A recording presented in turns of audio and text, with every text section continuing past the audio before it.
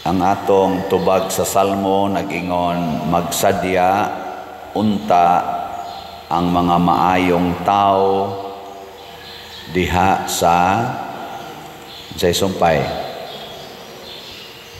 Wa mo kay nungdong diha sa Ginoo. Ug ato sa ning himuong negative, magguol unta, maghilak unta ang mga buangong tao diha sa demonyo. Ana. Ilingay mong tupad ning na maayo kang tao, na maayo ka o buangon.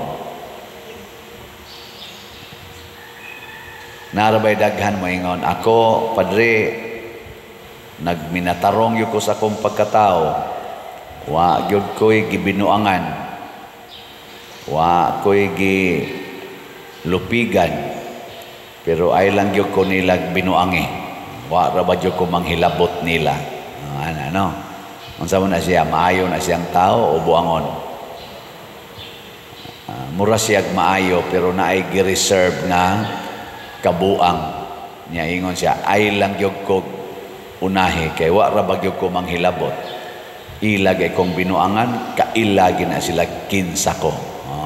Na siya, buangon gyapon na siya, pero iya palang reserve for emergency use only. Pero buangon ra gyapon. Na kinsa man gid ning tao nga maayong tao nga magsadya gyud diha sa Ginoo, kanang malipay gyud diha sa Ginoo ba? Kanang tao nga gustong mosunod ni Kristo. Gusto nga maparihas ni Kristo.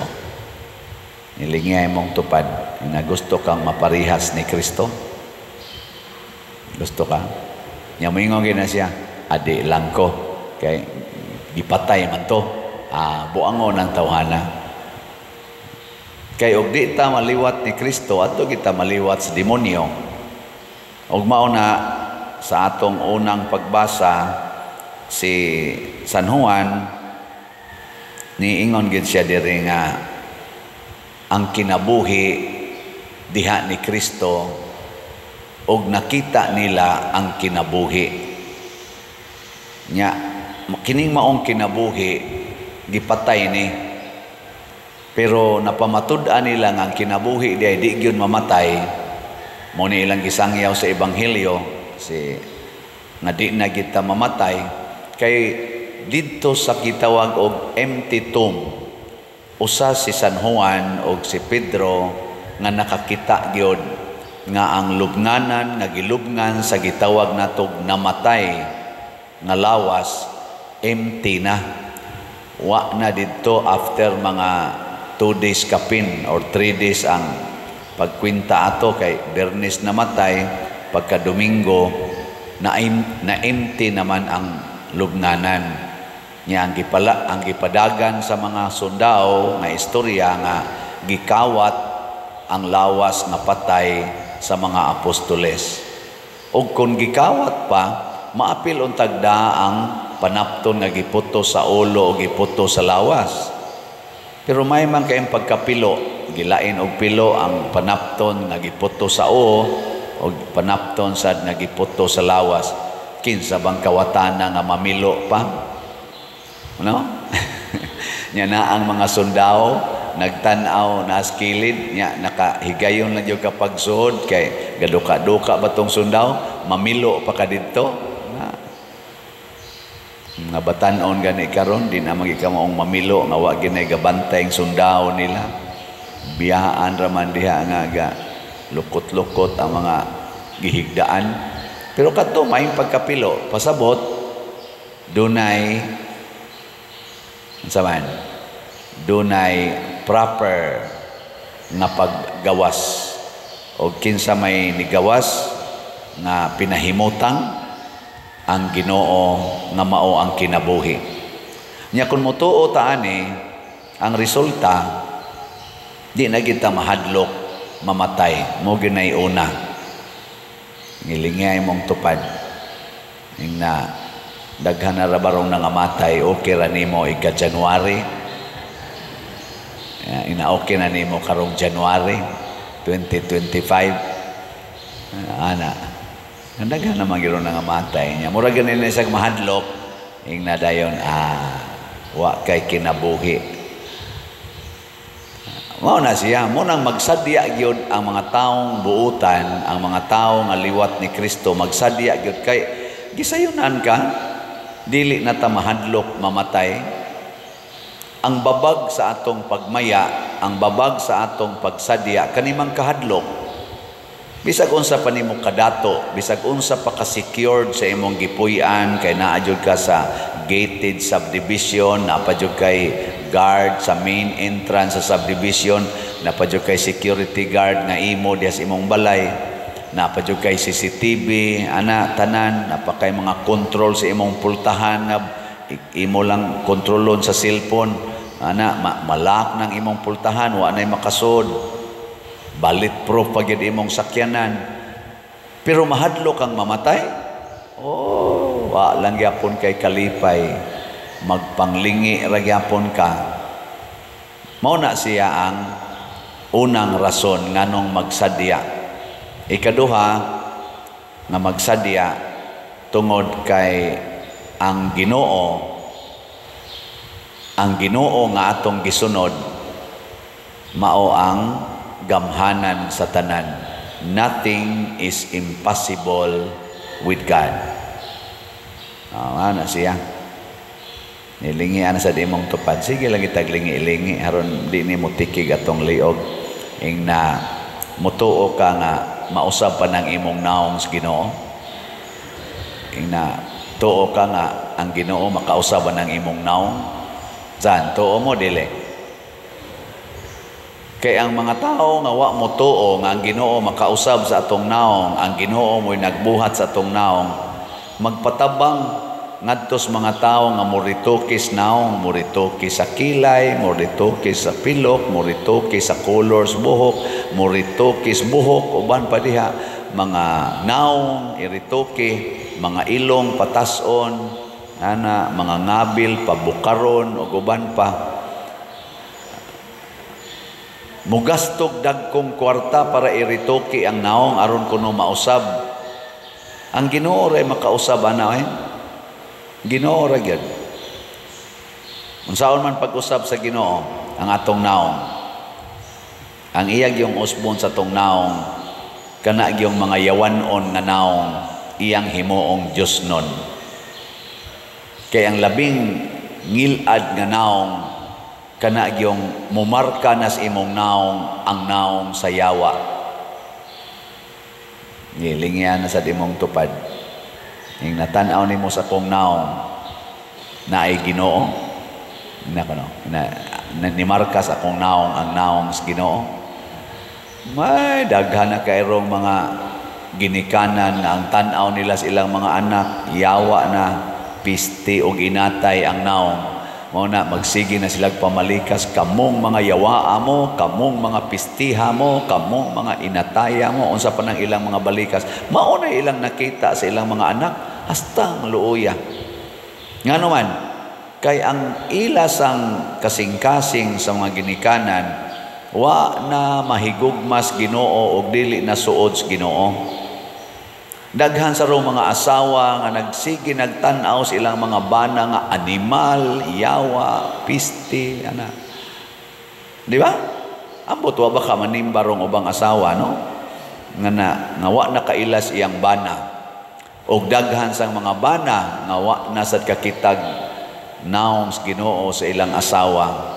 Mas gwapo pa o mas gwapa pa ang katong naas kidlap-kidlap kaysa ilang asawa. Mas gwapa pa usahay ang ilang maid kaysa ilang asawa. Hasta pang ilang labandira mas gwapa pa kaysa asawa. Nga naman, kay ang asawa sad wa na sad mahigugmas Ginoo ang pulong o ang mga buhat sa asawa. Duol-duol na sa pulong o buhat siyawa.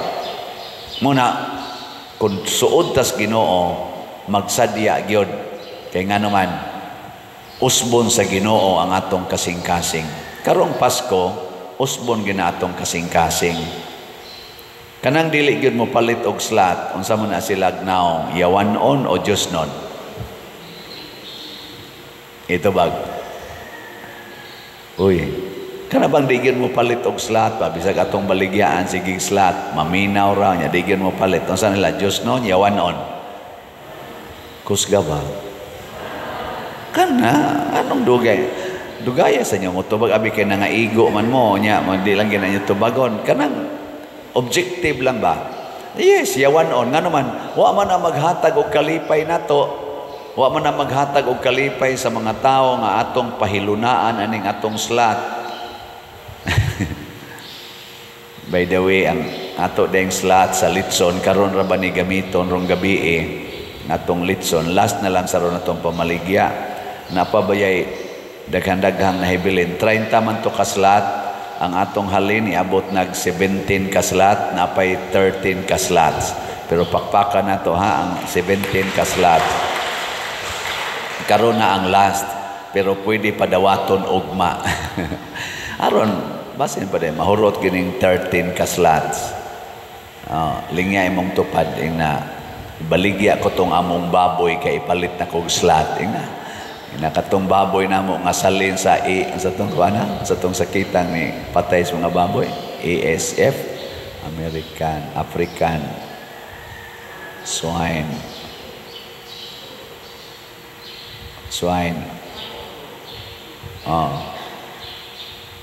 kana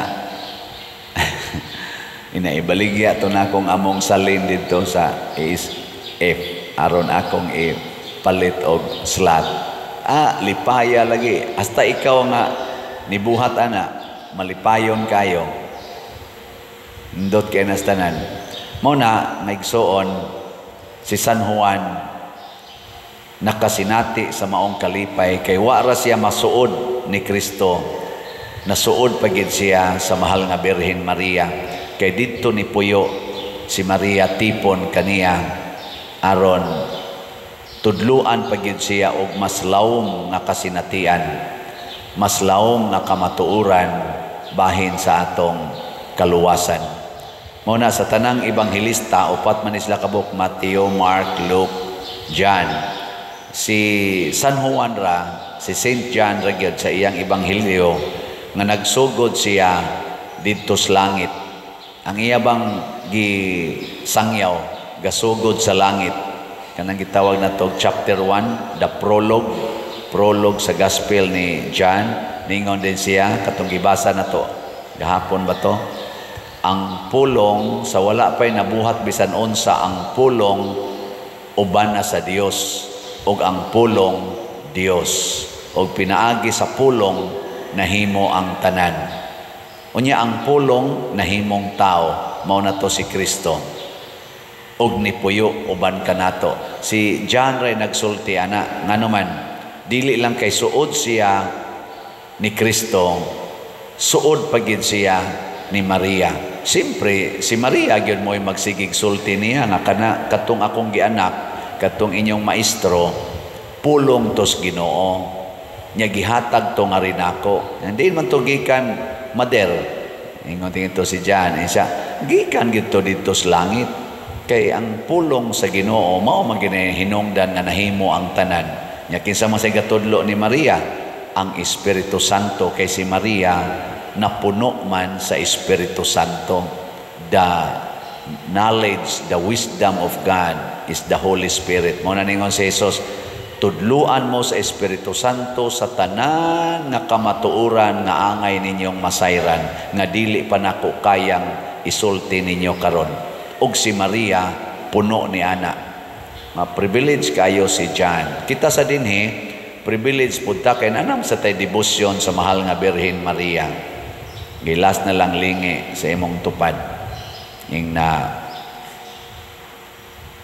na mutuo baka nga og mamatay ka karon adto ka sa langit. Ing na mutuo ka. Nya moingon gani siya ayaw lang sa karon. Wa na siya mutuo. Pero mamatay ka karon, nya nituo ka nga maadto ka sa langit, gikan karon hangtod ka mamatay, ang imong kinabuhi magsadya gyud, malipayon. Nga naman, tungod kay ang kinabuhi di man mamatay. Ang lubnganan nga lubngan nato pwede ra gyud maempty.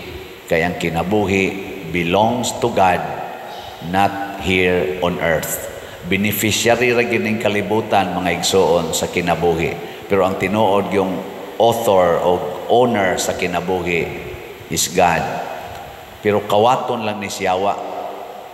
Kung mawa na ning atong kasuod sa Ginoo, mao na ang kinabuhi, mag-antos na, dili mamatay pero mag-antos didto sa gitawag og impyerno. Hinaut unta sa pagpadayon nato sa atong kinabuhi, dili lang kay malipay ta og maglipay ta, lipayon pagid nato ang atong isig katawo.